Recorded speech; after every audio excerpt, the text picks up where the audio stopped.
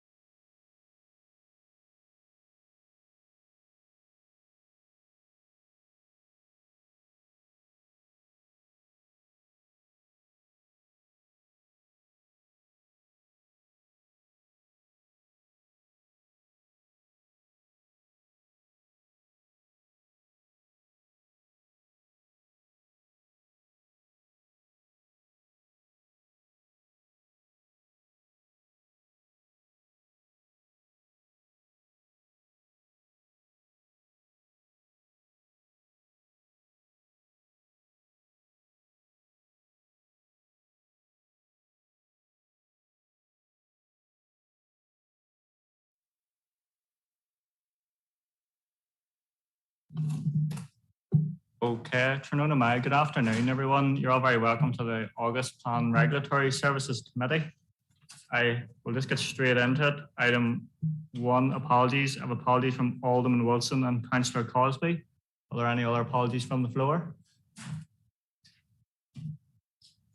Don't see any lights on, so we'll move on to the next item 2, declarations of interest. We'll just take them as we go as normal. So item 3, report from the head of planning, 2 information items. And hand over to Damien. Yeah, thank you, Chair. Good afternoon, members. Hope you're well. Members, as you'll see from this report, the Department for Infrastructure has published a statistical bulletin for 2020-2021, and in it provide details of planning activity across Northern Ireland, including information on progress against our 3 statutory targets. As you know, these targets relate to the processing of local and major applications and the conclusion of enforcement cases. The bulletin highlights very clearly that planning performance across all councils has been impacted by the pandemic. You will note also, members, that the number of planning applications received across all councils was 5% up on the previous business year, while decisions issued were 10% down. Of the 11 councils, our council received the 4th highest number of applications and also issued the 4th highest number of decisions. On major applications, we issued the 2nd highest number of decisions of all 11 councils, and we concluded the 3rd highest number of enforcement cases.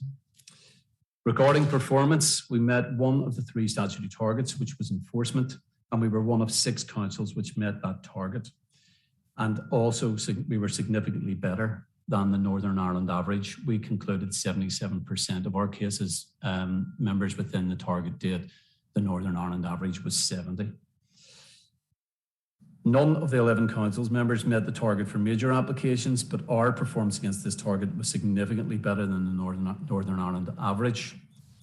Only 3 councils met the target for local applications, and the 3 councils which met that target received significantly lower applications than we did.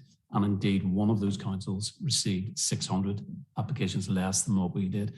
So it's really just to put that figure in context, members, why we didn't meet the target. Only 3 councils did, but they received significantly lower numbers than what we did across the business year. As you know, members, our service was significantly impacted last business year by the pandemic, and the closure of the offices, planning offices, for 5 weeks, combined with the need to procure IT equipment for staff, meant that we effectively lost Q1 of the business year. On top of that, we were operating for much of the business year without 20% of our staff, while at the same time the number of planning applications received reached record levels. Notwithstanding all of that, you will have noted how well the department performed, issuing the 4th highest number of decisions across the 11 councils, the 2nd highest number of decisions on major applications, and concluding the 3rd highest number of enforcement cases. In terms of major applications, the department issued 15 decisions, and in doing so helped deliver £320 million worth of investment for the borough, £325,000 of planning income to the council, and created approximately 700 new job opportunities for the citizens of the borough. In terms of the quality of our decision-making, members, you will recall that a recent report from the Department for Infrastructure showed that only 2% of officer recommendations to this committee were overturned by elected members, while in some other council areas that figure was up to 30%. The report also showed that we successfully defended 100% of our planning appeals, which contrasts with some other councils which were only winning up to 60%. So hopefully, members, while targets have not, unfortunately, all been met this time, you will appreciate that in terms of the quality of the decision-making that's taking place and the quantity of investment in the borough as a result of our decision-making, particularly around major planning applications, has been significant, and it was really just to set the context for you around that, but I'm happy to take any questions or queries at all, Chair. Thank you. Thank you, Damien. I note that's an item for information, but does any member have any queries? Alderman Anderson. Thank you, Chairman, and thanks to Damien for that report. And thanks, Damien, and I have to commend you on the positive points all in that report, which are very good. But I'll come back to these local development applications. We're still running well behind.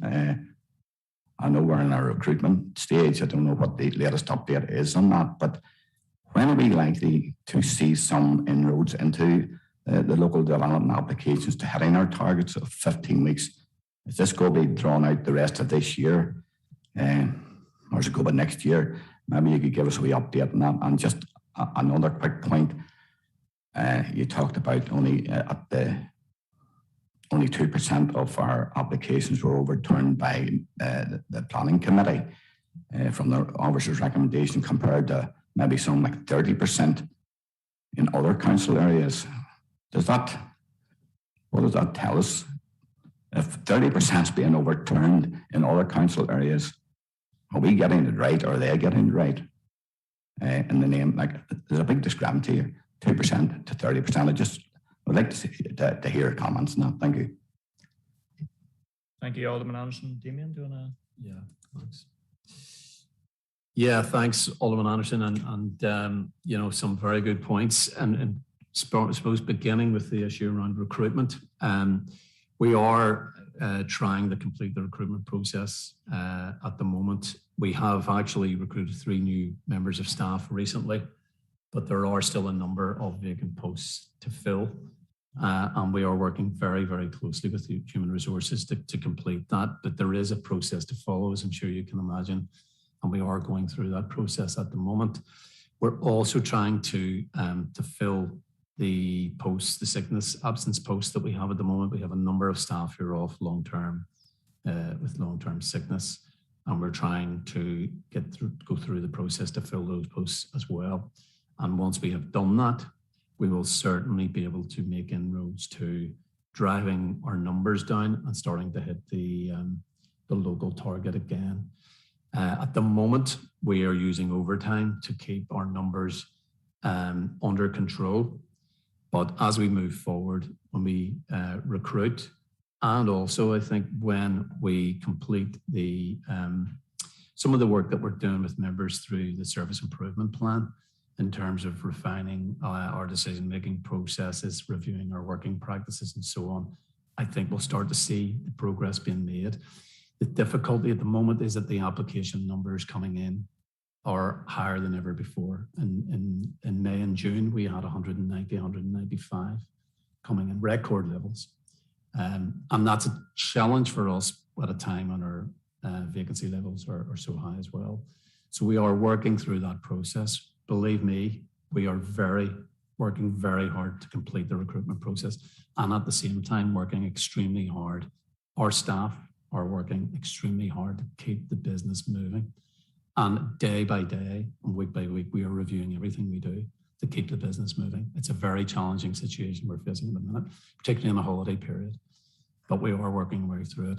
But it isn't just about bodies, it's about implementing some of the things coming out of our service improvement plan, which, as you know, we are working closely with members on, but also reviewing our working practices, which we're also doing at the moment too. And one of those things, members for information, is piloting the submission of applications online using our new validation checklist, which stops applications getting into the system that don't have all the information they require to assess them. And that will certainly help our numbers on our processing times. So they're just examples of the sorts of things we're working on at the moment. Regarding the overturn of decisions, officers were very, very pleased to see that only 2% of our recommendations were overturned. And we took that as, a signal that we were, doing our job properly, making good planning judgments, bringing very thorough reports to members, giving you as much detail as we think you need to make the right decision. It's about ensuring that our decisions are legally robust, not legally flawed, that we don't end up in court. And I think our track record has been remarkably good over the last 6.5 years. And that, I suppose the 2% was a figure we were very pleased with. Obviously, you'd prefer the number overturned, but we'll never reach that point. But, it was to provide some context that maybe in other council areas, those members maybe don't feel that they're getting the detail and maybe the level of detail that they require to satisfy them to go with the officer recommendation. I don't know. But it was really just to give you that context. And also we thought, that figure around our performance at appeal, which is the Planning Appeals Commission, standing by the recommendations we make. I mean, maybe that's an independent body agreeing with the recommendations we make, tells you that we are, from an officer point of view, we are making the correct judgments. So that's why those sorts of figures are reported, is to give members, advisors are doing and how other councils are doing as well. So maybe going back to your point as well about the local applications, Alderman, is because I think if you look at our track record in previous years, COVID has certainly impacted, but if you look over the last 3 or 4 years, we have met the local target without any difficulty. We were well within the 15 weeks, but this situation we're in at the moment is proven extremely challenging. So we will work our way out of it through, the different things I've mentioned, but it may take a little bit more time, but obviously we'll keep members briefed as we go forward. Damien, you content, Alderman Anderson? Thank you. Next then, Councillor Tolman. Thanks, Chair. Yes, Damien, just to follow on from the question from Alderman Anderson and your answer, just when the recruitment process is complete, how are we prioritising the backlog, in particular with the local applications? I am mindful, applicants are paying for a service in the end of the day. So how can we make that process quicker? Yep, through the chair. And what we're doing at the moment is we're using overtime at the moment. We have been since about the beginning of June to basically make sure that any new applications coming in are moving and aren't sitting, going nowhere. Our case officers already have their own day-to-day planning applications to process, but the overtime is being used to make sure that any new stuff coming in is also moving. And that way we're keeping the business flowing. So the overtime will help us until obviously we complete the recruitment process. But I think only when we see that process completed and we get the additional bodies in, we can then start to drive the numbers down and improve against the targets. And that we hope will be, from September onwards, we will start to see some improvement there. We do, as I said, already have a number of new officers in. Pleased to say they have good experience. And we're very pleased with the recruitment of those people, but obviously we need more bodies, and that's when we'll start to see some changes. I'm pretty certain of that. Thank you, Damien. Councillor Tolman, you're looking back in. Damien, it's just for clarification. So it is in relation to when they come in, so you're prioritising them on date rather than complexity of the decision making then? We always will look at the complexity of the applications and ensure that they go to the right officers. They will always go to the officers with most experience. And in fact, our majors team will occasionally take applications which don't fall into the major category, but which maybe have significant economic or social implications associated with them. Maybe there's a degree of complexity associated with them. We will place those with the correct officers to make sure that we have the right level of experience to deal with them. So it's a judgment call as those applications come in. We will look carefully at who they go to. And at the same time, we're making sure that, we try to move applications through the system, not have them sitting, going nowhere. And that's what the overtime is about. It's about keeping applications moving. They're not going, I'll be completely open with you, they're not going as quickly as we would like. But that is the challenge we face at the moment. We're doing everything we can to stop things, to keep things moving and prevent any part of the process from stalling. And that is, we're day by day, we're constantly reviewing how we're doing things, and we're tweaking it as we go, just in the interest of keeping the business moving. Thank you, Damien. You content, Councillor Tolman? Okay, thank you. Councillor McLeod?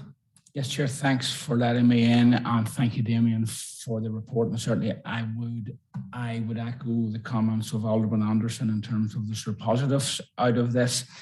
I suppose my question centres around how we as a department see ourselves benchmarked against the other 10 departments throughout the province, and you have made mention to a few measures and so on. But I suppose for context, I'm interested in your comments around two particular measures.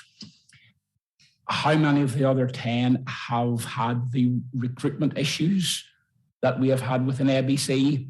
And the other one is in terms of the record applications that we speak about and that we see every day.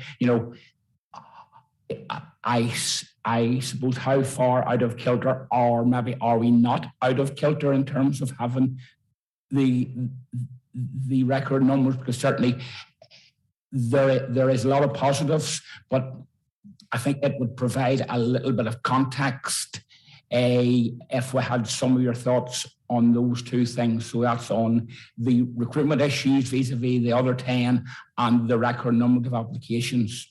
Thanks, Damien. Thank you, Chair. Thank you, Councillor McClelland. Damien, do you want to come in? Yep, thanks, Chair. Thanks, Councillor McClelland. Yeah, in terms of what the position is in other councils, I mean, I can't be certain what their level of vacancy is.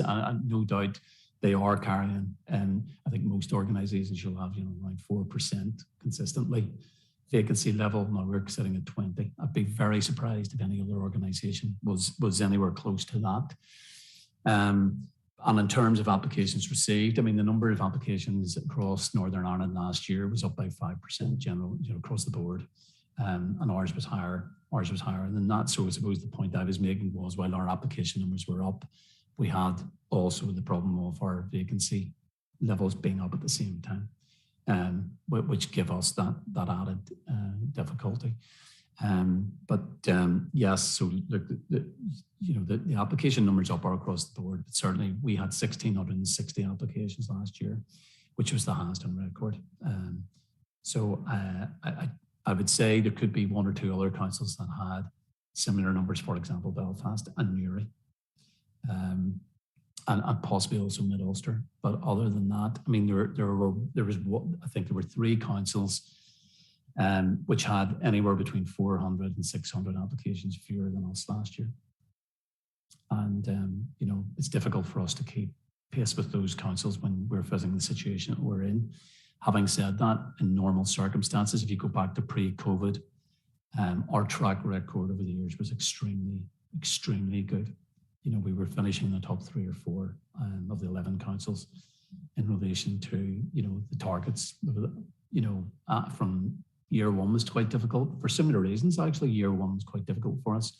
We recovered extremely well over the following years, and only in the last 12 months has our performance been impacted for the reasons I've mentioned. Yeah, thank you, Damien. Councillor McClelland, you can back in.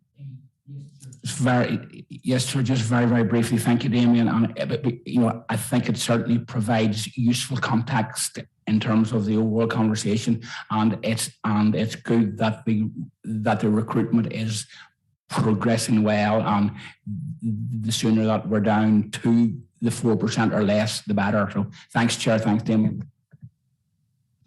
Thank you, Councillor McClelland. No more hands up regarding item 3.1. So we've touched on a bit of 3.2, the update and plan caseloads. Would you have any further information, David? Yeah, thank you, Chair. Yes, I can indeed. Members, just some figures for you in relation to, I suppose, the business year to date. So between April and July, we decided 438 applications. Now that's 225 more than for the same period last year, and indeed only 62 less from the same period from the year before, which was pre-COVID, when we had a full staffing complement and lower caseloads. So sort of puts that figure into context, members.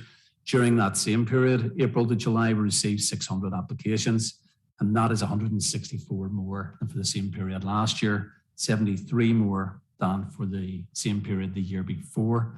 So it's a very strong indicator of how application numbers have risen. And the current live caseload is at 1553, which is down 22 on last month, but still higher than what we would obviously want to see. In terms of call-ins, members, we had 1 call-in during the month of July, which takes it to 8 call-ins for the year to date. And then in relation to enforcement, you'll see the quarterly enforcement report. Our enforcement numbers stand at 411 live cases. We closed 82 during Q1 and received 102. And then we have a number of appeals and court cases ongoing as well, members. So we have a busy workload around enforcement as well. But happy to take any questions on that, Chair. Thank you. Thank you, Damien. Members have any questions on that issue or on that item 3.2? Not seeing any lights. Thanks you, Damien, for taking those through those two items of information. Okay, we're on to agenda item 4, which is report from the head of building control. So we'll be handing over to Tom Lavery to take us through the update on building control and property certificate application workload. Thank you, Chair, and good afternoon, members. This report is to keep members informed of the workload of the Building Control Department during the period from the 1st of April to the 31st of July. Notably, members will see in Appendix 1 that in the first 4 months of this financial year alone, we received 1,115 applications, which had a notional construction value of just over 84.4 million. In the month of July alone, even accounting for the summer holidays, we received 205 applications, again with a notional cost alone of 17.8 million. So the figures are back up to the very positive pre-COVID era. During this 4-month period, we undertook 811 plan assessments and issued statutory decision notices on these. The department also completed 4,873 site inspections in the last 4 months. Currently, with the influx of applications and a number of staff vacancies, our turnaround times are not quite as fast as we'd like them to be in accordance with our business plan. But we have commenced with recruitment for current vacant posts to address this and hopefully get back on target as quickly as possible. The department has also continued to deliver the council's property certificate function for the conveyancing of properties across the borough. And in this 4-month period, we've received and administered 1,564 new applications and processed and issued 1,543 certificates to solicitors and agents relating to property sales within the borough. Happy to report that with our new systems in place, we have no backlog within this property certificate system, and we are turning around 90% of the applications within an average of 10 days, as agreed with the Law Society. Thank you, Chair, and this report for members' information, but happy to take any questions members may have. Thank you, Tom, for taking us through that report. Any questions from the floor, members? Not seeing any hands up, so happy to note.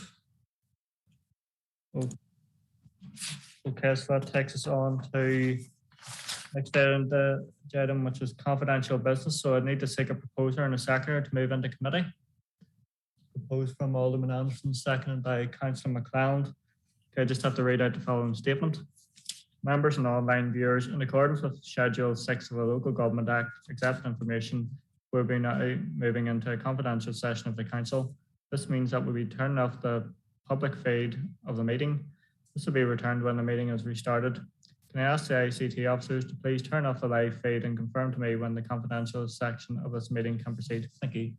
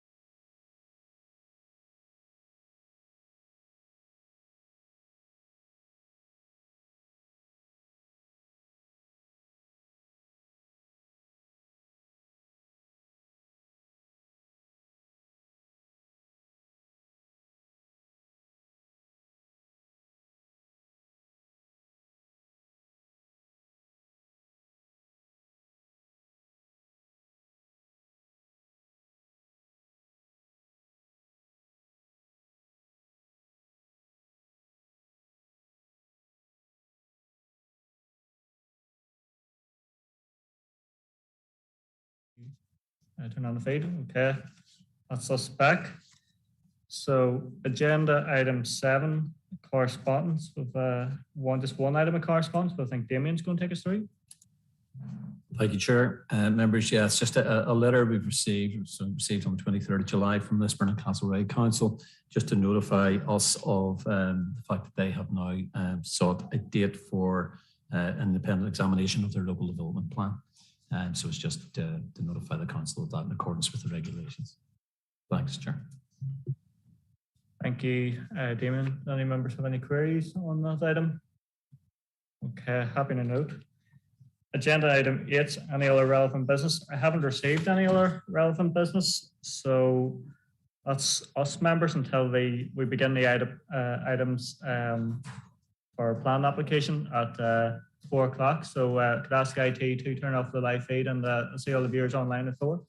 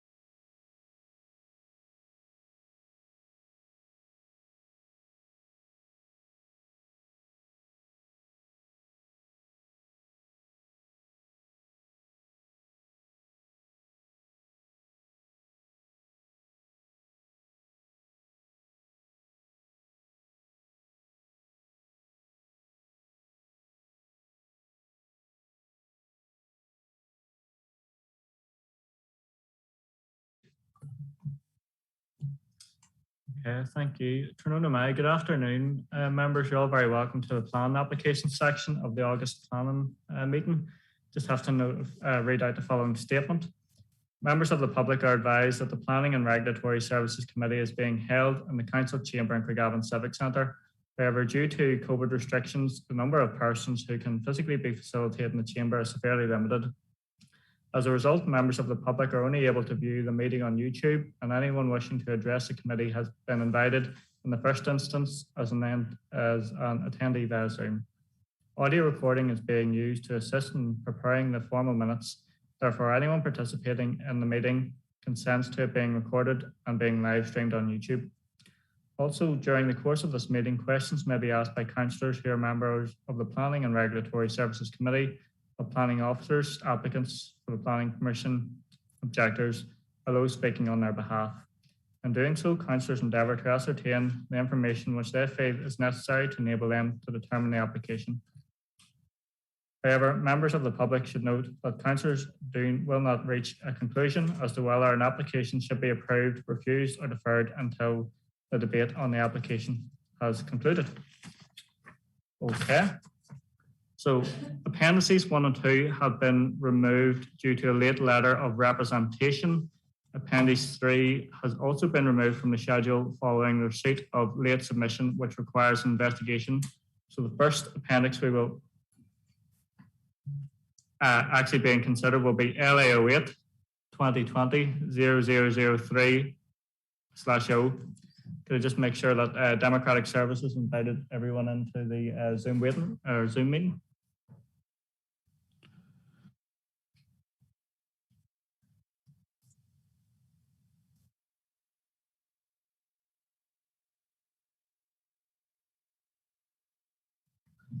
Okay, everyone is now joined via Zoom. I just note that there's been an addendum report which has been circulated and members should have in their decision time. But I'll start off by handing over to Sinead McAvoy, Senior Planning Officer, to present the report and PowerPoint presentation. Sure. The application is for a site for residential development up to 85 number of dwellings and associated infrastructure, public open space, landscaping with access from Woodville Glen, Woodville Gate and Woodville Elms in Lurgan. The reason this application is before the Planning and Regulatory Services Committee is because it's a major application. Officers have taken that members have read the report in full, including the addendum, and as such, this will be a synopsis only. The proposal to develop the site for residential purposes is considered acceptable in principle, subject to a number of associated policy subtests and other environmental considerations being satisfied.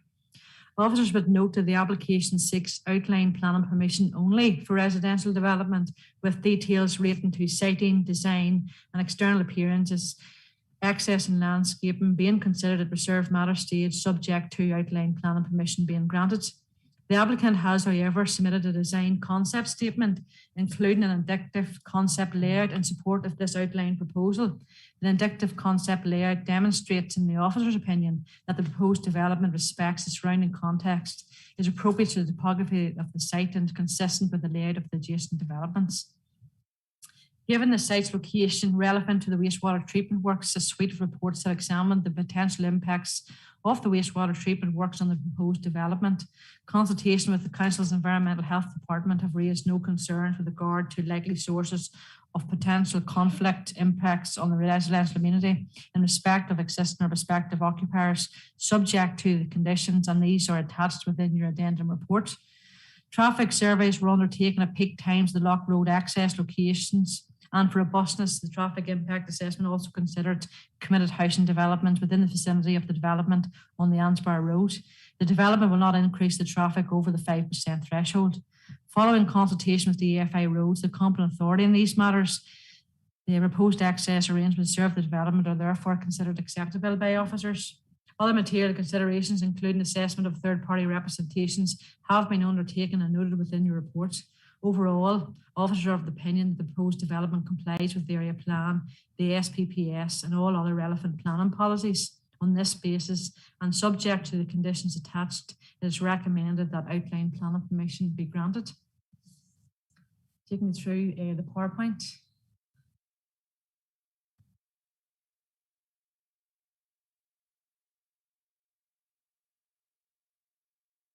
That shows your location within the general area. So it's to the north of Lurgan off the Loch Road. Next slide, please. And that is an aerial view of the proposed site. You'll see to the north the existing wastewater treatment works, and to the south the existing residential development with potentially 3 access locations, which are adopted roads in which this particular development is proposing to be accessed off. Next slide, please. That is the red line of the site location plan relevant to the wastewater treatment works and indeed the existing residential development to the south. Next slide, please. That's proposed concept plan. Note it's for information only. As such, we won't be granting such a plan. However, it illustrates to officers how the developer is all going to potentially undertake this site in relation to open space. You'll note there's an area in the middle, and that's the local landscape policy area. No development has been proposed in that, apart from a small pedestrian route, a footpath to give access between the 2 developments, to encourage people, I suppose, to walk rather than use or rely on the public car or the public transport. Next slide, please. That just shows the site in relation to the area plan. It's a red line there in the white area to the northeast. It's a bit difficult to see, but through the centre of that, yes, thank Ruth, the centre of that is a green area, and that's the local landscape policy area in which the developer has shown that there will be no development. And we have attached a condition to ensure that that will be the case should a future reserve matter application come in, if this application does be granted. Next slide, please. That just shows a photo in relation to Woodfall Glen access to the northwest portion of the site. So it's currently agricultural land.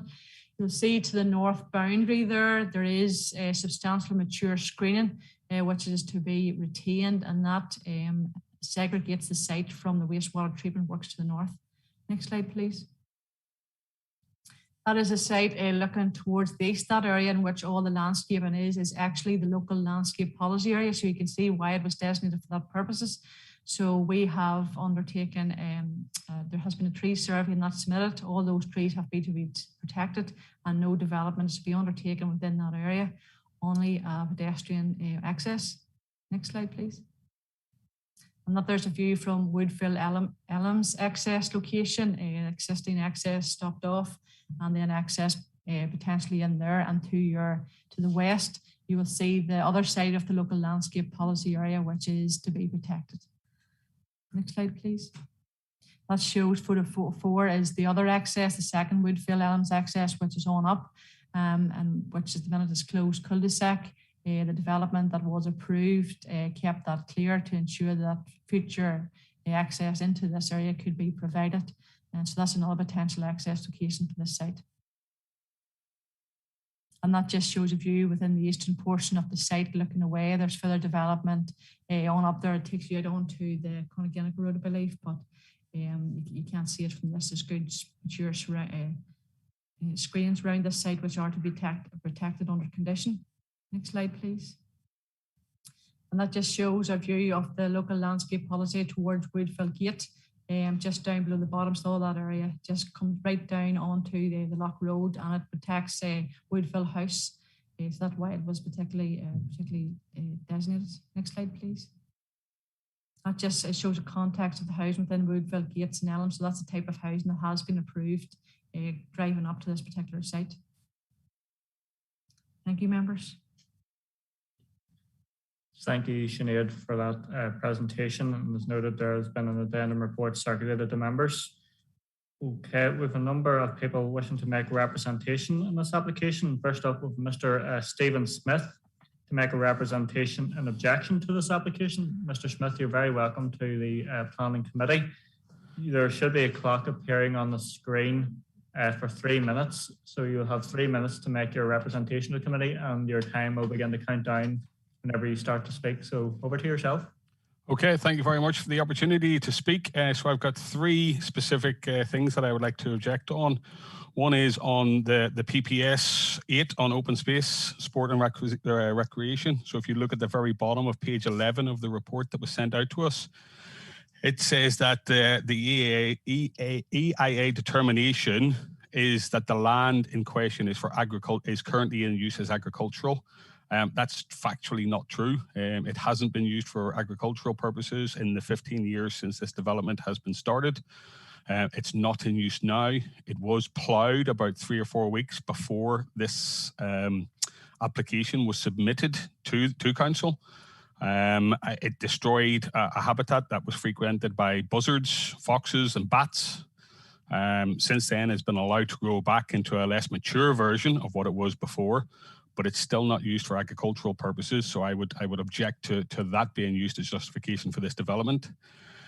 Secondly, the access to the new site from Woodville Elms, it all flows through a small 50-metre stretch of road. It has cars parked on either side of that road because the driveways are not sufficient for the cars that the houses have there currently. It is always in use with children. It turns into a very sharp right-hand turn at the end of it as you go further into the development.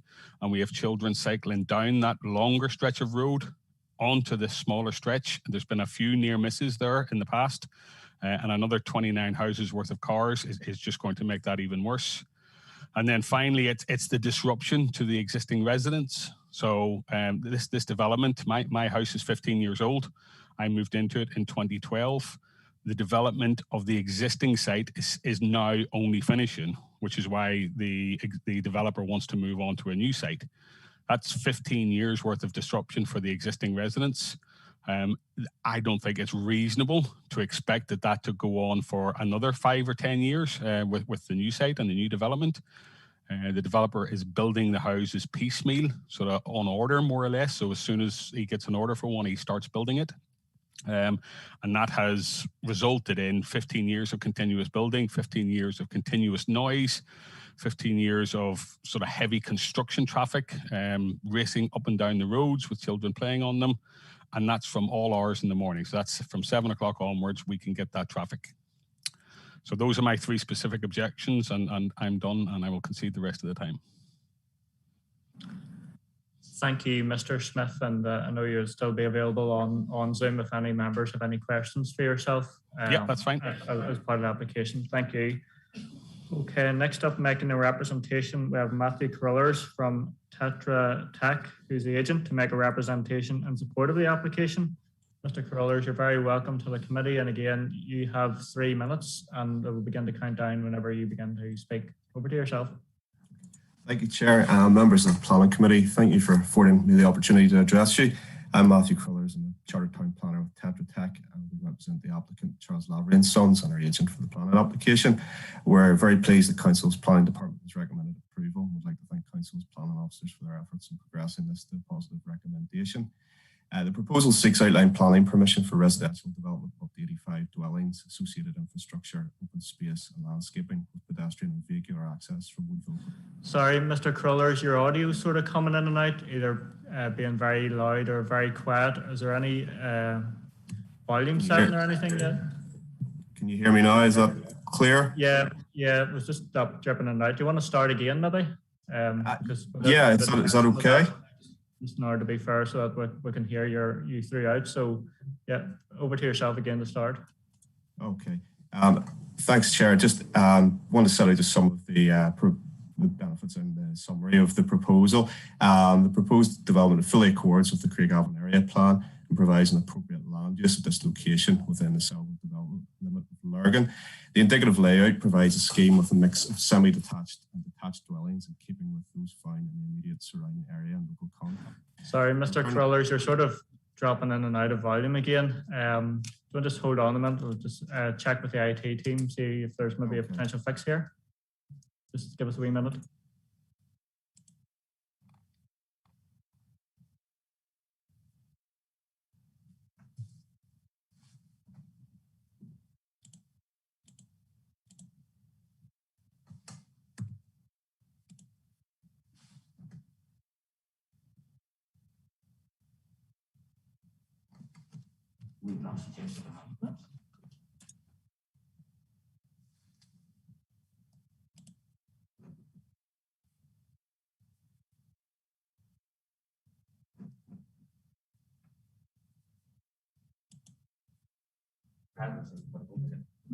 Okay, Mr. Crullers, just to check, it seems to be an issue with the mic on your end. Do you have a headset or anything that you could potentially connect with? Hold on, let's see. Bear with me, just let's see. No worries. Take your time.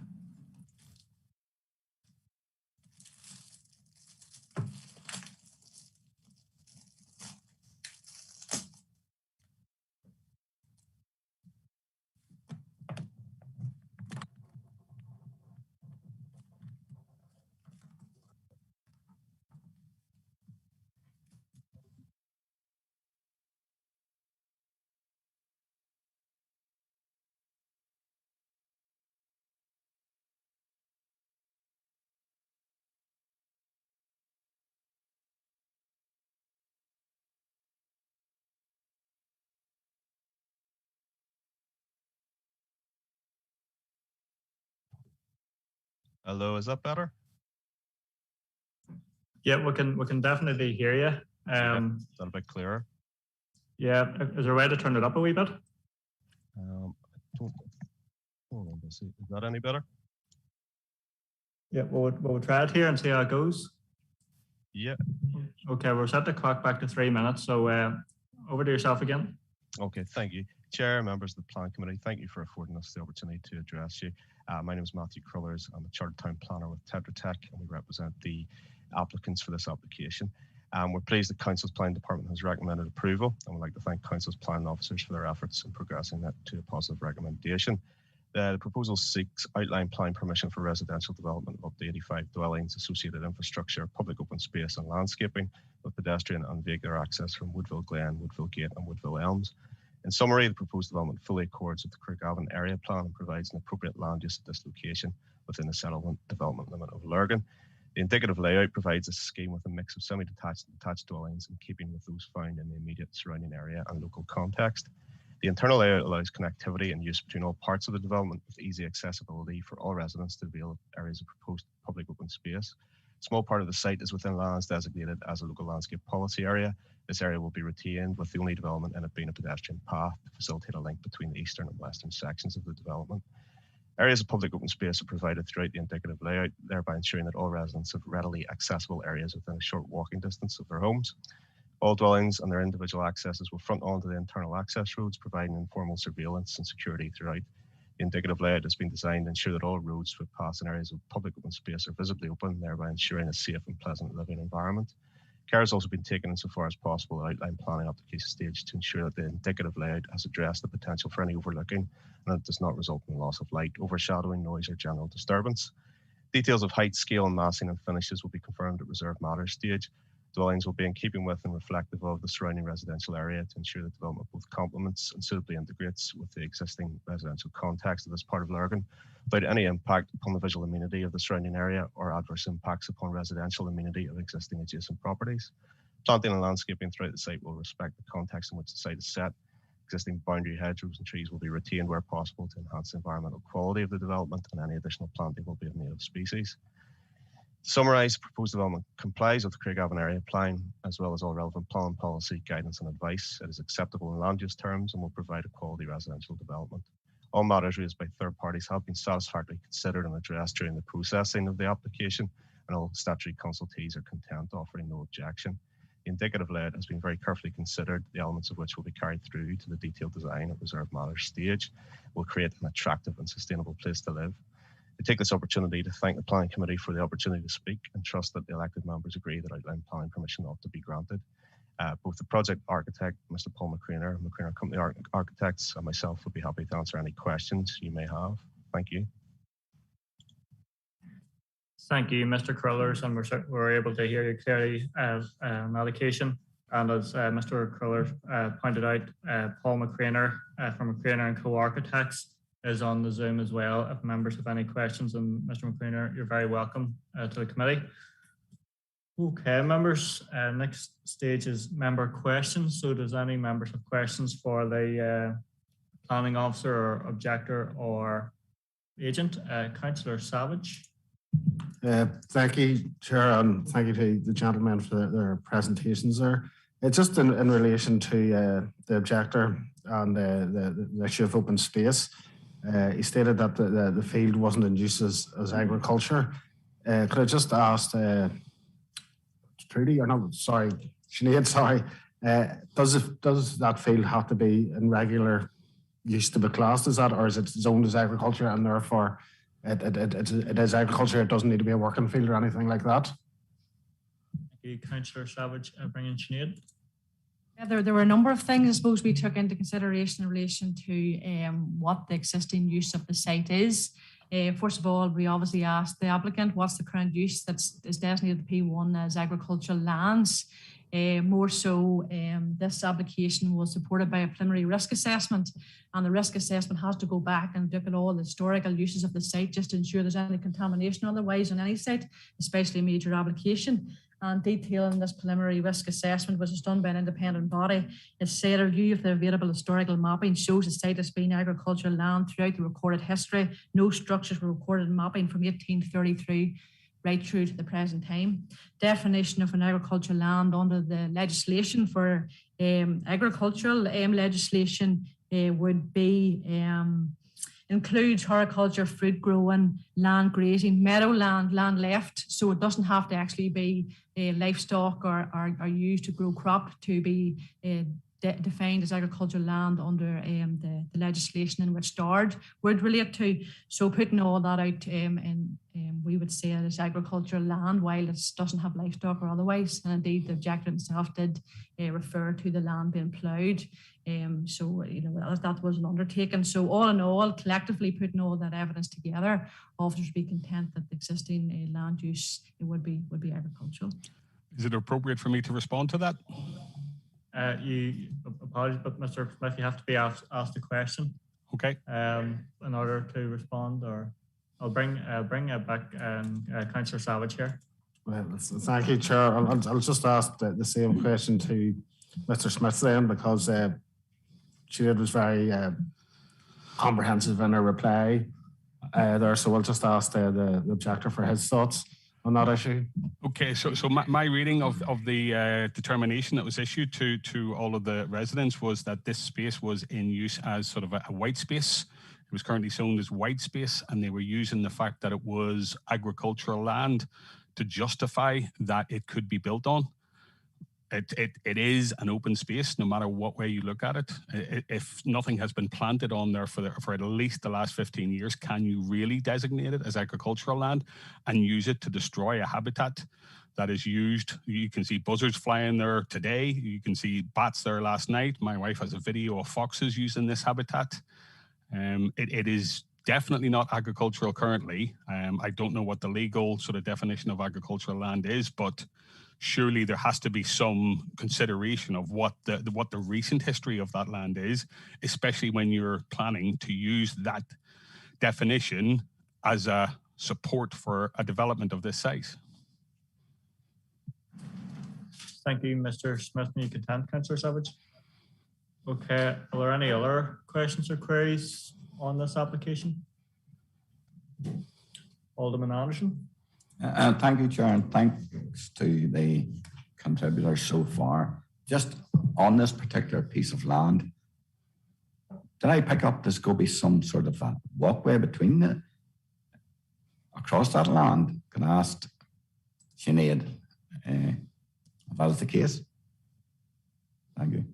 Thank you, Alderman Anderson. Sinead? Yeah, well, the concept provided, obviously, we will not be approving, but the land through the centre of the land is mature vegetation, which is zoned as a local landscape policy area. And I suppose to provide a link between the two housing schemes, the developers proposing a pedestrian link through that, through those mature trees to provide. So if you were living at one part, rather than walking or driving right round onto the Loch Road, there'll be a pedestrian link between the two.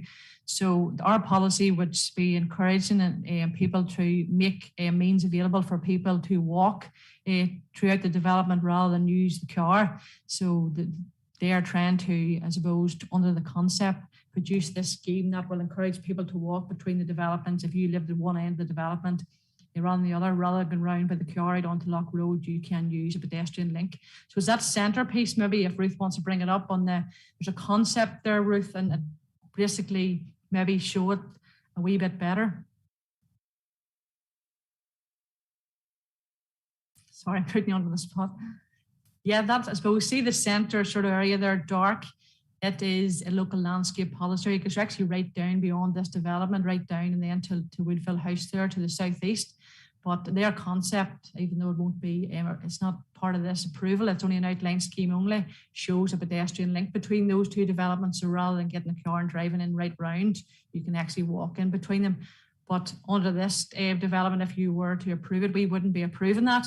But we have give them the option that no development in there, but if a path came forward, that we potentially would find that acceptable, obviously subject to dedicated tree service to ensure that the roots and all of those trees would be protected. Thank you, Sinead. Alderman Anderson, do you want to come back in? Sinead, for that clarification. So we're not really clear if it's an outline planning application, but there is the possibility in reserved matters this would have a pathway or such through that particular space, which is being deemed as or termed as agricultural land, if I'm right here. If that was the case, who would look after this and who would provide this whole, what do you call, upkeep of a pathway or whatever going through that? Is it the management company, or what's the likelihood going forward if we're going to connect these two pieces of development through this particular space of land? It's just getting my head around further down the line what we could see here. I do get the point that it would be good to connect the two bits of development, and keep traffic or foot traffic, or what is going around the outside. But is it likely there will be a walkway or such, or something through that particular piece of land? We're not really sure, are we? Thank you. Thanks. I don't know why Sinead want to come back on that, or maybe the agent to explain their thinking maybe about the footpath, or maybe bring in Sinead first and then bring in the agent after. Yeah, basically the only thing we would allow if this development proceed was a footpath, we wouldn't allow any other development. But yes, the agent has provided us there will be a landscape management plan which would cover it all, including even that bit in the middle, which is the landscape policy. That'll have to be all covered on the landscape management plan, and you'll note probably from condition 7, we have that covered in condition to ensure that is the case going forward. But yeah, as you rightly said, Chair, you maybe want the agent to expand on that if you wish maybe to give a bit more detail on their thinking, or the architect. Thanks, Sinead. I don't know why Mr. Crullers or Mr. McCrainer, do you want to come in and respond to that, say about a potential walkway? Paul McCrainer here. I'm quite happy to respond if that's okay. Go ahead, Paul. As architect for this development, and we have been architect for this whole development between Loch Road and Castor Bay since about 2005. It has been our concept for all of the zoned lands that there would be a permeability between them, and that there would be lots.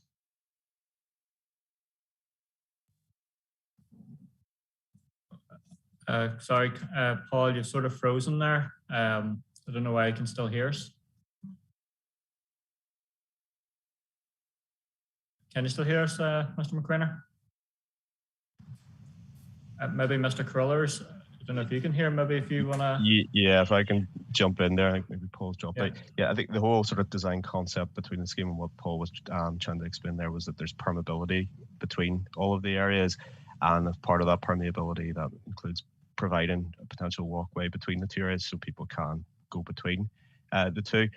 That walkway and within that area, that would be dealt with by way of a landscape management plan and a management plan. And I think that's been picked up within the case officer's report as part of the conditions that one will be required to come forward as part of any reserved matters. So that would detail, I suppose, how that space will be managed and how it will be looked after going forward in the future, and any sort of landscaping and planting associated with the scheme.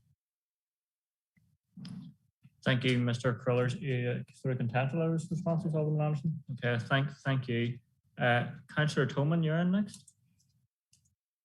Yes, thanks, Chair. Sinead, yes, this application is on white lands, so therefore this land doesn't have a specific allocation or land development. So just to ask you just to go into more detail. I know you have went into detail within the report, but just for the members in the audience as well, if you can just go into more detail how officers have came to this decision on how policy, or how this policy fits with this application. Thank you, Councillor Sinead. Yeah, there are a number of areas throughout the Craigavon urban area, indeed the Craigavon area plan, which is white land, but that basically means it's not zoned for any particular development, so it would be open for a number of uses. So we would have to look at the use coming forward and see, is it acceptable? In that case, we would look at the surrounding uses and see, would this particular use fit with the surrounding use? Some can, some cannot. There could be a conflict between uses. The adjacent uses around this site is residential, so residential going forward would be acceptable. And indeed, Plan Policy Set 1 says favourable consideration should be given to development in these particular areas, so it encourages, but it doesn't restrict you to any particular type of development. So it's not zoned for housing, it's not zoned for any purpose. It leaves a choice then for developers coming forward that land may be open to a number of uses. But it does say that the development, I think that it's very strongly worded, should be permitted. So it does give a strong presumption in favour of development in these particular urban areas, as opposed to take the pressure off our rural areas to have more housing in these urban areas. Thank you, Sinead. You content, Councillor Coleman? Thank you. Councillor McAlinton, you're next. Thank you, Chair, and thanks, Sinead. Sinead, you mentioned in your report the close proximity of the water treatment plant. Could you give us some more detail, please? Yeah, absolutely. Such a use could potentially have offensive conditions resulting in impact upon residential amenity and future occupants. So in light of that, the applicant was required to submit an odour impact assessment and a noise impact assessment. The odour impact assessment demonstrated that there would be no potential for significant odour impact in proximity to this particular wastewater treatment works. The noise report came back and it said there will be audible on occasions, and subject to that, then this developer will have to put in certain glazing. So it'll be more triple glazed rather than your double glazed glazing. In addition to that, there is an acoustic barrier to be erected as well before the occupation of it. So there's a couple of additional mitigation measures in relation to that. In addition to, this is an outline application only, so the exact siting of where these dwellings are going in relation to the proximity of the wastewater treatment works still has to be looked at and approved, and further consultation will obviously be undertaken with environmental health at that time, but they have demonstrated to us that there is a scope for residential dwellings in this particular aspect of the site. Thank you, Sinead. You content, Councillor McAlinton?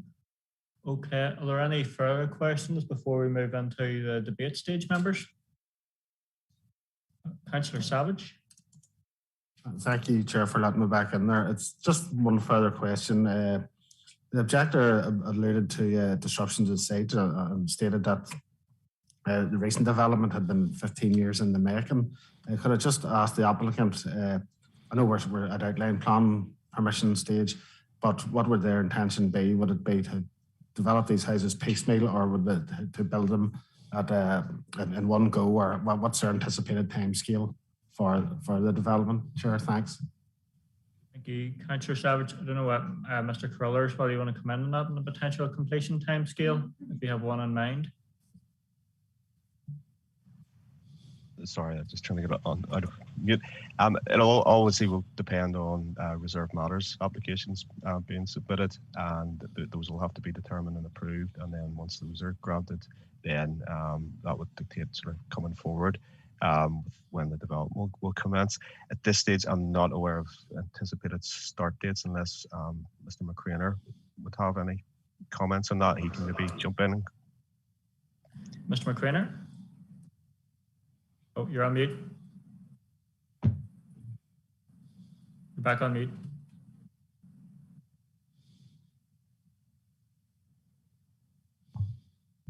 That's you now.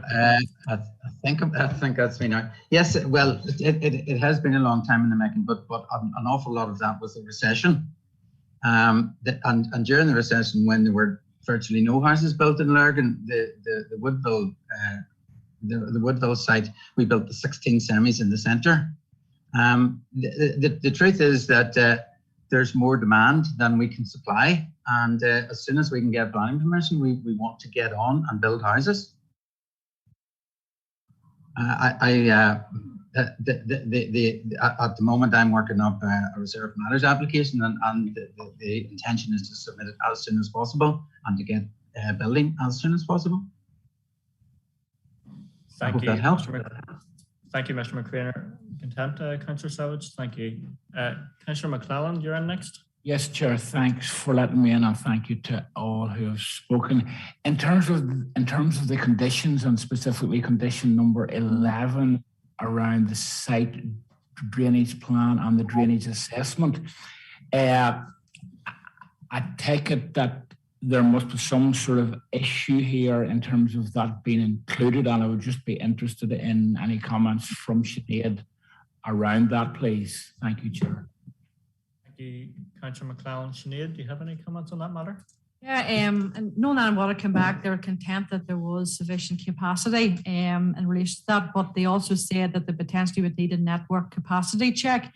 You will note that if planning permission is granted, the applicant has up to 3 years to come back into us with the finer details of the project, which we would call a reserve matter application. Now, a lot can happen in those 3 years, and I suppose to safeguard the council and indeed the area and ensure that that capacity still exists.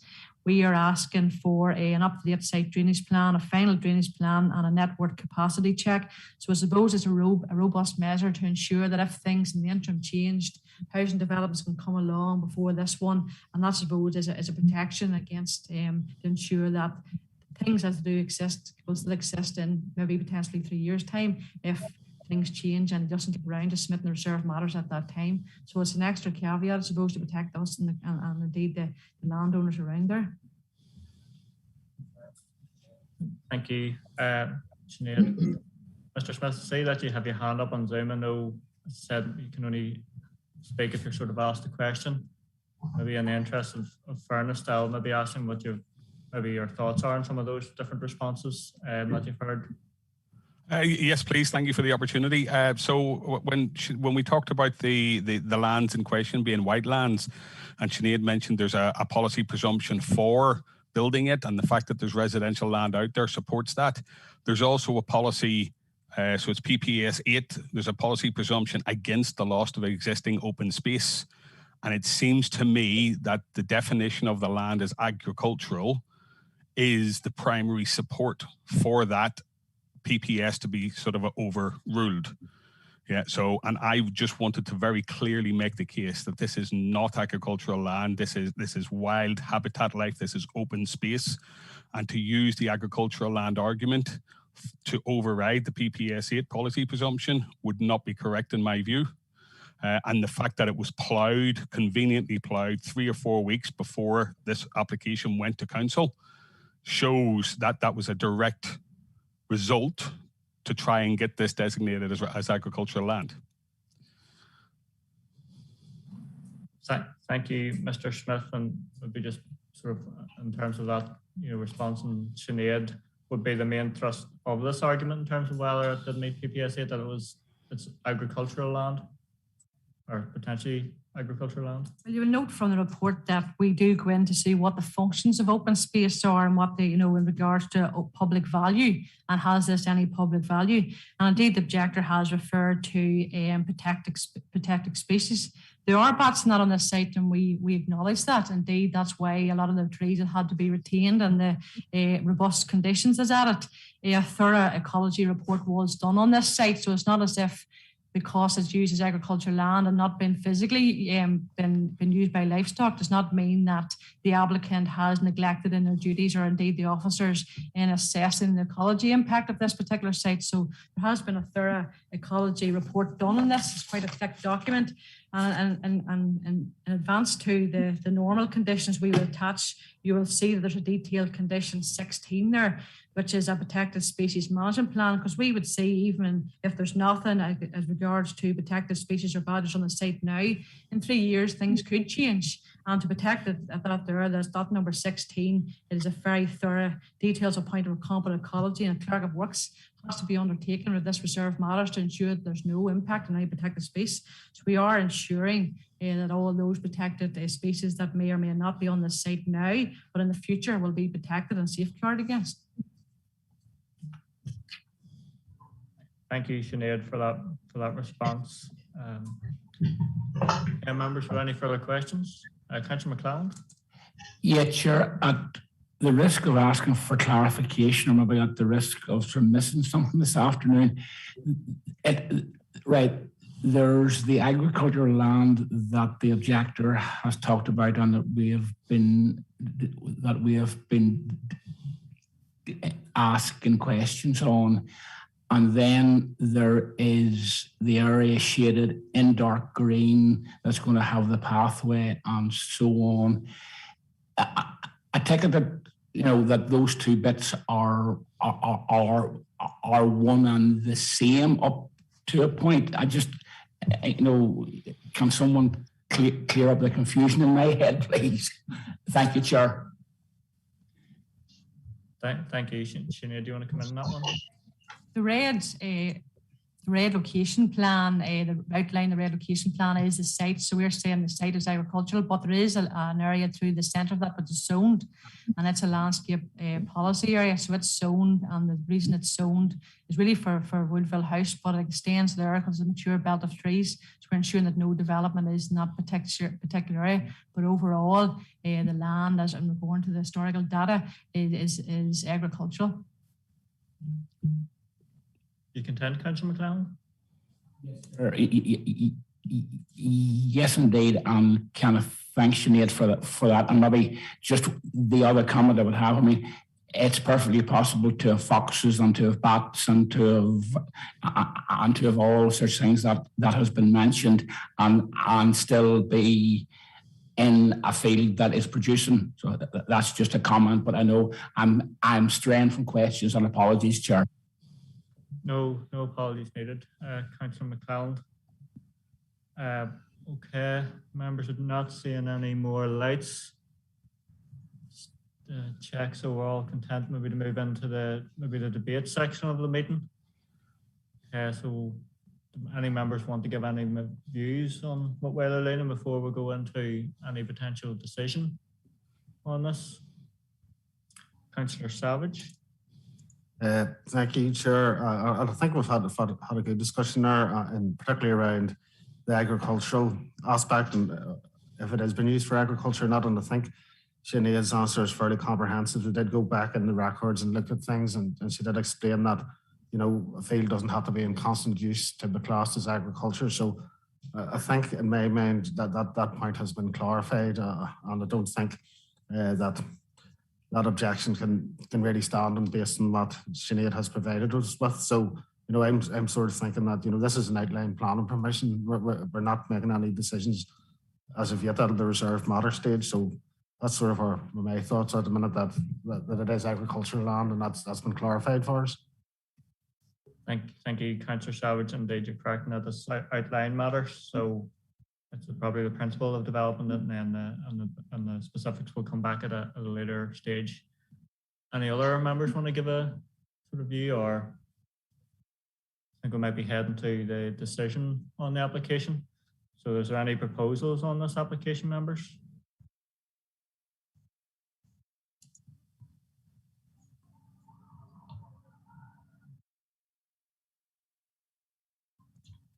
Councillor Tillman.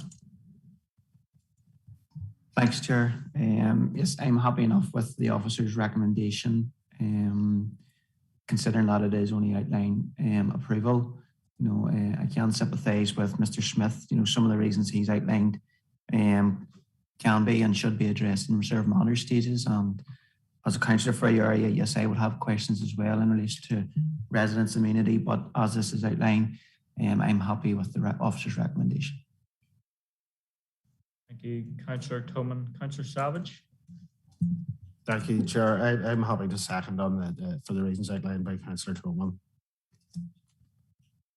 Thank you, Councillor Savage. So proposal and a seconder to accept the recommendation. Are there any other proposals from the floor, members? Okay, I'm not seeing any other lights, so all agreed with the proposal to accept the recommendation? Okay, that's all agreed. I'd just like to take this opportunity to thank Mr. Smith, Mr. Crullers, Mr. McCraven for taking part in the application discussion today. Okay, members, we're on to the next item, which is Appendix 5, application number LAO8 2021-0568/F. I'll be handing over to Trudy, Senior Planning Officer, to present the report and PowerPoint presentation. This proposal seeks permission to vary a condition on a previous permission and is before you this evening as the applicant is related to a member of planning staff. The report has been circulated in advance of the meeting, but by way of summary, Section 54 of the Planning Act is a power that allows an application to be made for planning permission for the development of land without complying with conditions subject to which the previous planning permission was granted. In considering an application under Section 54, officers must consider only the question of the conditions subject to which the planning permission should be granted. Consequently, the scope of officers is in principle more limited when dealing with a Section 54 application, although officers are entitled to consider the circumstances that led to the previous conditional grant of planning permission. The planning history in this application is that permission was refused to retain the unauthorised extension built on site. This refusal was appealed and the appeal was dismissed. The applicant later sought to amend the extension to reduce the height, and this was approved, with a condition requiring the remedial works to be carried out within 3 months of the decision notice. The works were not completed, and a further application for the same works were submitted. This permission was granted and required that the works be completed on or before the 30th of April this year. The current application is accompanied by a submission setting out personal reasons for requesting the extension in the timeframe. On the basis of the information provided, officers are of the opinion that this variation is acceptable on the grounds that the proposed extension is still required to be completed within a relatively short timeframe. I advise that no consultations were required for the processing of this application and that no objections have been received. Officers therefore recommend the permission be granted subject to the conditions set in the report. And if you want to go through the presentation, please, Ruth.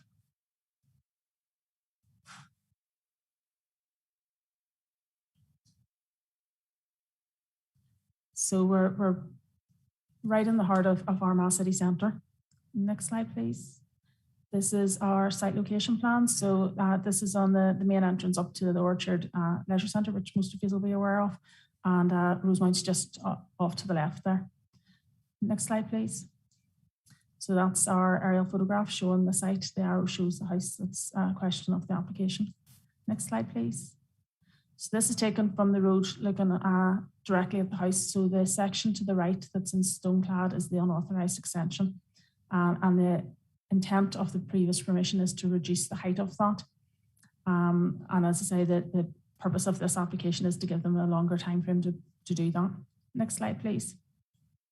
So this is taken from the side of number 1 Rosemount, which is the neighbour looking back towards the extension at number 3. Next slide, please. So this is taken slightly further along.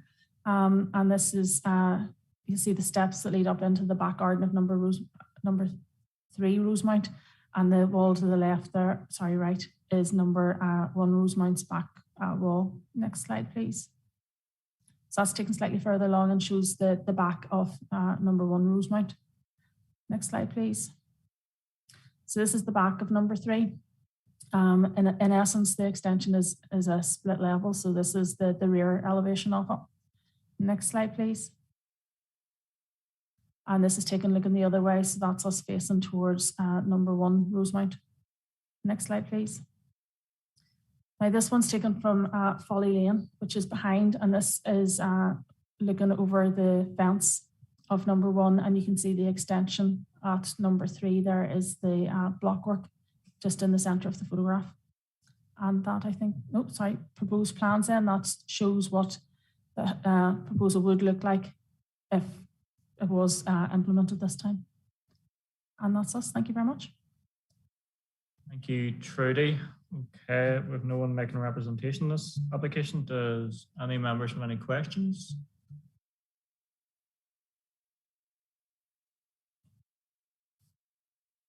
Or maybe we can, Alderman Anderson. Thank you, Chair, and thank you, Trudy. Just a small point. What's the time frame? You did mention, I think, the time frame for the completion of this, if it's passed here today, to get that reduced in height. Is there a time limit? No, it can be any time, is it? Thank you. Thank you, Chair. The applicant himself has asked for it to be extended to completion on or before the 30th of September this year. The previous permissions that we had granted all had a period of in and around 3 to 4 months. and he himself has asked for an extension to on or before the 30th of September. You content, Alderman Anderson? Happy enough if it's adhered to, like, but we have a definite time scale anyway. Thank you. Thank you, Alderman Anderson. Any other questions, members?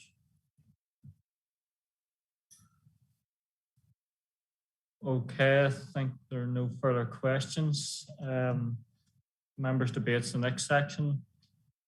Any members have a view on this application, or maybe content to proceed to the decision phase? I'm not seeing any lights. So we move into the decision phase. Is there any proposals on this matter? Alderman Anderson. Bearing in mind what we have heard, I'm happy enough to propose a recommendation. Thank you. Thank you, Alderman Anderson. Is there anyone willing to second the proposal? Councillor McClelland. Yes, Chair, happy to second. Thank you, Councillor McClelland. So we've a proposal on the floor to accept the recommendation. Are there any other proposals? Not seeing any other lights. So all agreed, members, on that proposal? Okay, all agreed. And thank you, Trudy, for taking us through this one. You're up next again, Trudy. Application or appendices 6 and 7. They're going to be taken together. One is a full permission, LA08 2021-0328, and one is listed building consent, LA08 2021-0547. Just I have to declare an interest in this application as I'm a member of SOAR, but I can confirm that I go into this application with an open mind, so I'm content to stay. And don't know if there's any other SOAR members. Councillor McNally, Councillor McAlinton, Councillor Duffy. All the same, able to go in with an open mind. Okay, Trudy, do you want to take us through the PowerPoint presentation?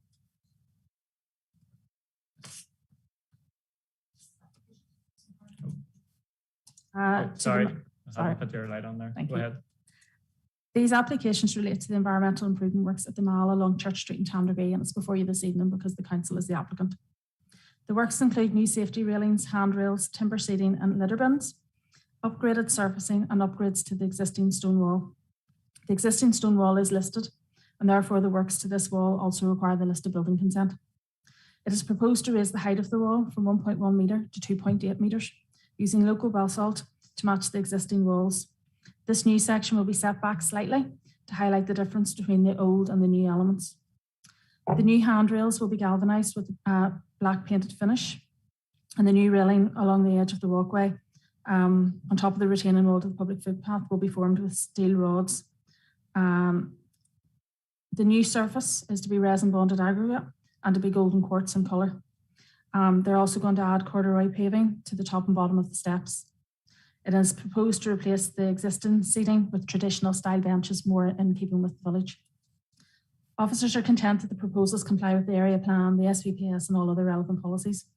I can advise that consultation responses were favourable and that no objections were received in relation to either application. It is therefore recommended the planning permission and list of building consent be granted subject to the conditions set out in the report. And if Ruth would take us to the PowerPoint, please.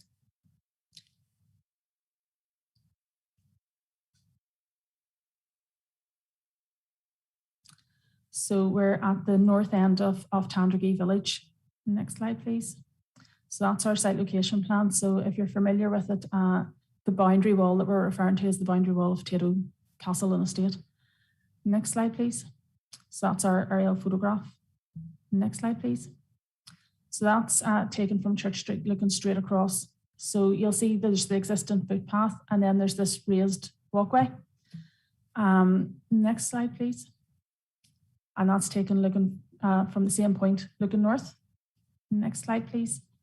So that's taken on Church Street looking towards the area. So these are the steps then that will have the corduroy paving added to them and the railings. And the next slide, please. And that's up on top of the walkway with the existing bench to the left there. So as you can see, there's quite a wee drop there, and that's why the railings are going along. It's predominantly for safety reasons. Next slide, please. So this is our layout. So we've got a new surface along the length of it. The bench is replaced. As I say, the railings, the addition to the wall, and the corduroy paving at the steps. Next slide, please. So that's what the proposed railings will look like. So they're fairly traditional in character. Next slide, please. That's our wall details. And the next slide shows our street furniture, railings and paths. So the idea is that everything will be more traditional than what's already there, and should be more in keeping with the character of the listed buildings behind and the character of the village. And that should be us. Thank you. Thank you, Trudy. No representations on this one, so we're into the question phase. Do any member have any questions for Trudy on this one?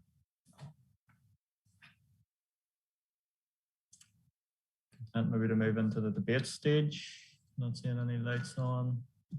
So do any member have any views on this one? Maybe I'll start the ball rolling. Certainly, I think it would be good to have a railing along that walkway. It seems to be quite of a drop there, and as well as that, a handrail to get up on top of it. So it seems to be a very, very reasonable one to approve, in my view. If any members have any views on that, not seeing any lights. So, Alderman Anderson. Thank you, Chair. Certainly, I would welcome this proposal. As you've said, it's for the safety reasons as well. It's been like that for many, many years. And to do that and to bring it up with traditional type materials and such, I think it'd be well thought out sort of development and should add to the look of Church Street and along Conveyancing there. And I would certainly propose acceptance of this evening. Thank you. This afternoon. Thank you, Alderman Anderson. Although they were presented together, we need sort of two separate proposals. So I think are you proposing maybe the full outline application? I thought you need. Okay. Okay, so you're proposing accepting both separately. Yeah. Okay. And Councillor McClelland. Yes, indeed, Chair. Thanks for letting me in, and certainly happy to concur with what Alderman Anderson has said, and happy to second the officer's recommendation. Thank you. Okay, so just to clarify, so we've got Alderman Anderson proposing, Councillor McClelland seconding the full application, and then we've got Alderman Anderson proposing and Councillor McClelland seconding the recommendation for the listed building control. Is there any other proposals on the floor? Don't see any. So all agreed in the full proposal? All agreed, and we're all agreed on the listed building consent? All agreed. Okay, so that's Appendix 6 and 7. All that talk of potato factories making me hungry, but we'll play on. Appendix 8, application number LA08 2020-0193/0. We're handing over to Nicola Craney, Senior Plan Officer, to present the report and PowerPoint presentation. Thank you, Chair. This is an application for a story and a half farm dwelling and garage, and it's a renewal of a previous approval under LA08 2016-0762. It's at Mullantine Road outside Portadown. There's a report and an addendum due to a recently released planning advice note on PPS 21. This is a planning application for a new dwelling and garage on a farm, and it's before you as the applicant is related to a member of planning staff. The recommendation is to approve, and there are no objections, and there's one letter of support. This is a renewal of planning permission which has been considered against current planning policy, and there are no objections from any of the main consultees. The main determining issues are set out in the planning report, and in terms of the principle of development, the site is in the rural area, close to Portadown, and the main planning policy is PPS 21. One of the policies is CTY 10 to permit the development of a dwelling at a farm. The applicant has a horticultural business, has not sold off any opportunities, and the site is located to cluster with buildings on the farm to comply with the policy requirements. The proposal will integrate to the site and would not, in officer's opinion, impact rural character. In terms of access and traffic, DFI Roads in their response state that they have no objection and a suitable access can be provided. In terms of impact on residential amenity, there is adequate separation. However, this is an application for outline planning permission, and all matters relating to design and layout are without prejudice reserved for future consideration. In terms of the impact on built and natural environment, a biodiversity checklist has been submitted and there are no issues of concern, and without prejudice, sewage disposal under CTY 16 could be conditioned. And again, officer's recommendation is to approve, and I'll just go through the PowerPoint presentation.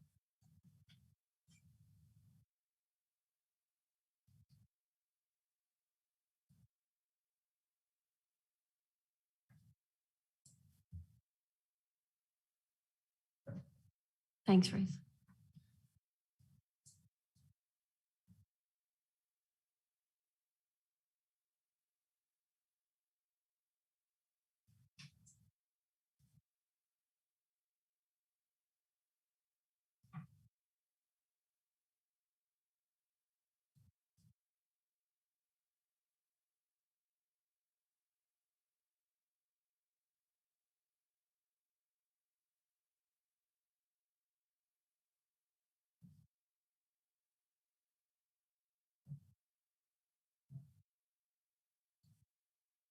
Okay, next slide, please. Thanks, Ruth.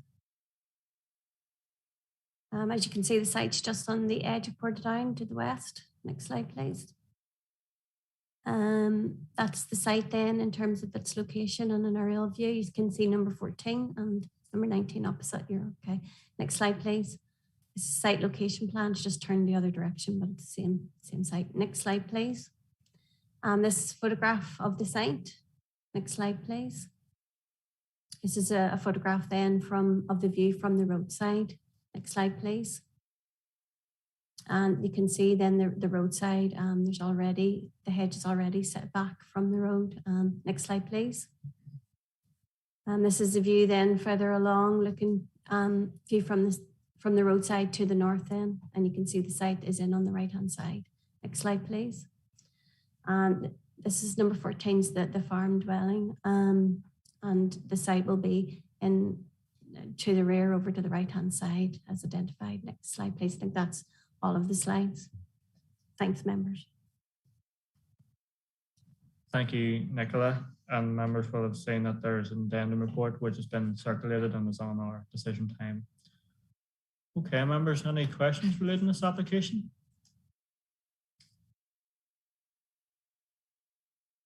Not seeing any lights on at the minute. We're content to move into the debate stage. Do members have any views on this application? Not seeing any lights on.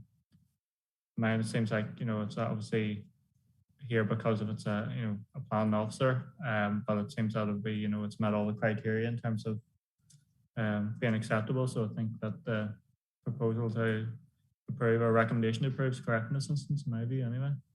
Okay, members, maybe move into the decision phase. Does any members have any proposals on this application? Councillor McLeod. Yes, Chair. Thanks for letting me in. Yeah, I'm very happy to propose the officer's recommendation. Thank you. Thank you, Councillor McLeod. Councillor McLeod. Chair, thank you, and I'm happy enough to second it. Thank you. Thank you, Councillor McLeod. Are there any other proposals on the floor, members? Not seeing any lights, so happy to accept. All agreed with the recommendation and the proposal there? Okay, all agreed. Thank you, Nicola.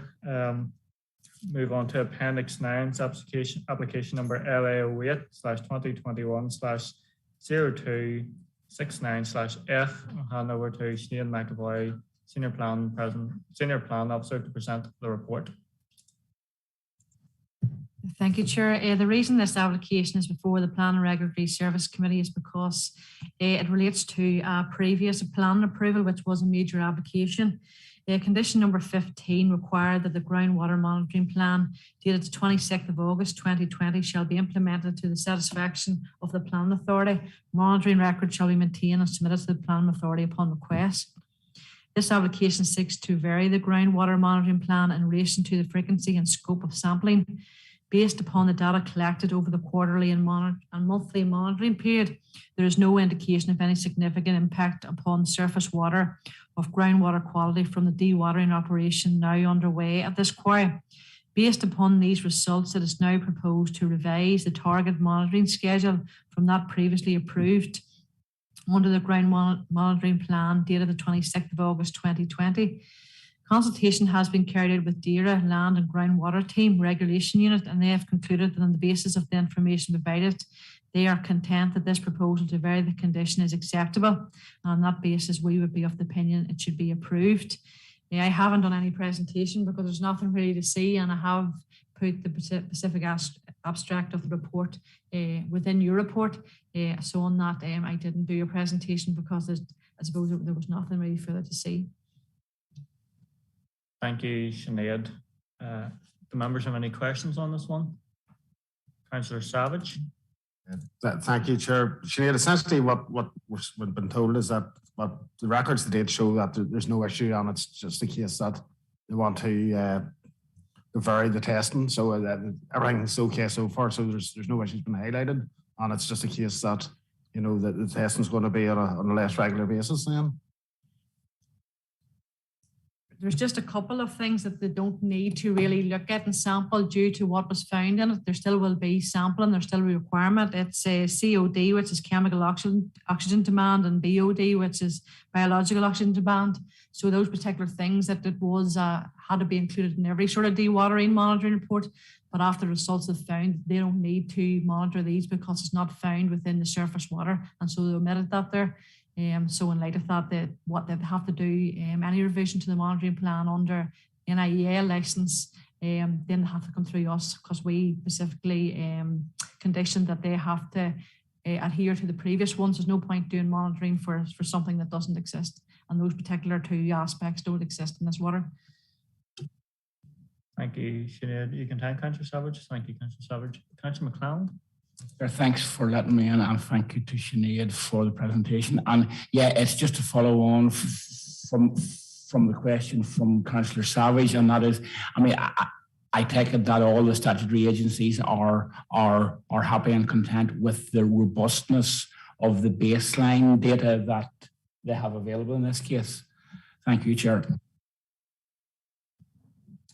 Yes, absolutely. It would be DERA, the groundwater monitoring team, who'd be competent in this in relation to what the report says. It wouldn't really be officers. They've got an extra competency there that we wouldn't have, and it went through them, and then they're content with this revision to this monitoring plan. So it'll be, if agreed, approved, but all the previous conditions will be attached again. And indeed, there will still be a groundwater monitoring plan, and we will still have it on request if needs be. So it doesn't omit the need for one, but it just dilutes it slightly in relation to what type of aspects that need to be included within it.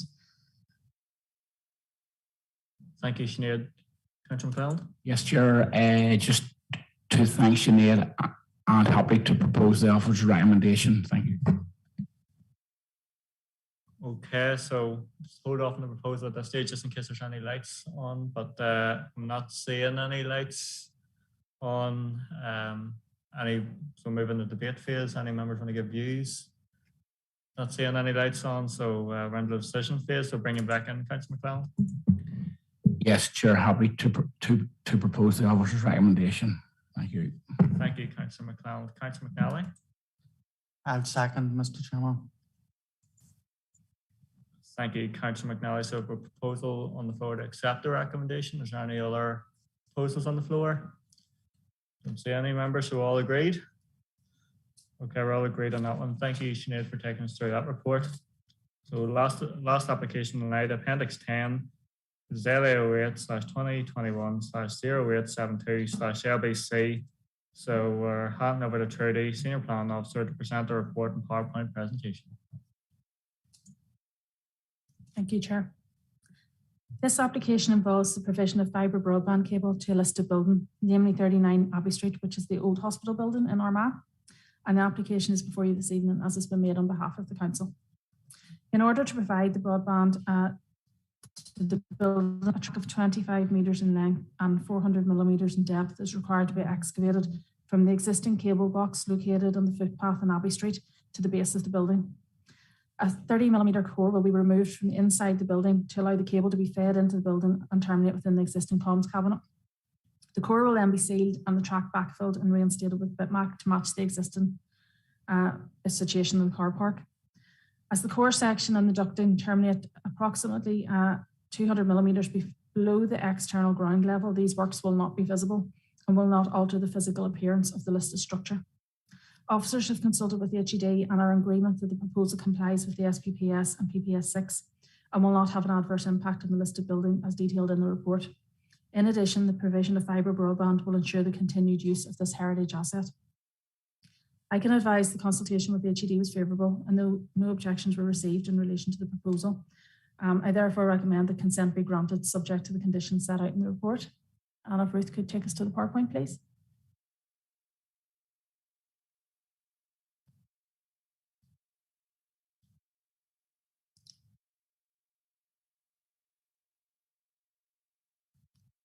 So we are right in the heart of Armagh City at this one. Next slide, please. So that's our application site. Next slide, please. And that's our aerial photograph. Next slide, please. So this is the hospital building taken from Abbey Street. So that's its main front elevation. And you can just see the cable box to the right of the building in the middle of the footpath. Next slide, please. So this is taken from the northern elevation. So this is the elevation that will be affected. Next slide, please. And this is the point at which the work will meet the building, as it were. Next slide, please. So taken from this angle, the trench will be dug along this section and then meet the building along the section where that wee box is at present. Next slide, please. So this is in a bit more detail. As I say in the report, the works are actually underground, so the actual fabric of the listed building that you can see there won't alter. And as you can also see, the bitmap has been patched up quite a bit there, so I don't think this will have any bearing on that. Next slide, please. So that's our elevation showing where the work is to take place. The next slide, please. That's our floor plan showing where it's to go in. Next slide, please. That's us. Thank you very much. Thank you, Trudy. Does any members have any questions on this application? Not seeing any lights. Move into the debate stage. Any members want to give a view on this application? Not seeing any lights, so move into the decision phase. Are any proposals from the floor?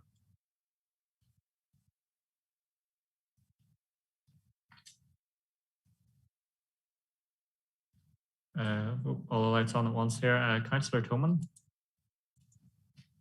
Thanks, Chair. Thanks. I'm happy to propose the recommendation. It is a historic asset to Armagh, and the provision of fibre, will secure its continued use as it is outlined in the report.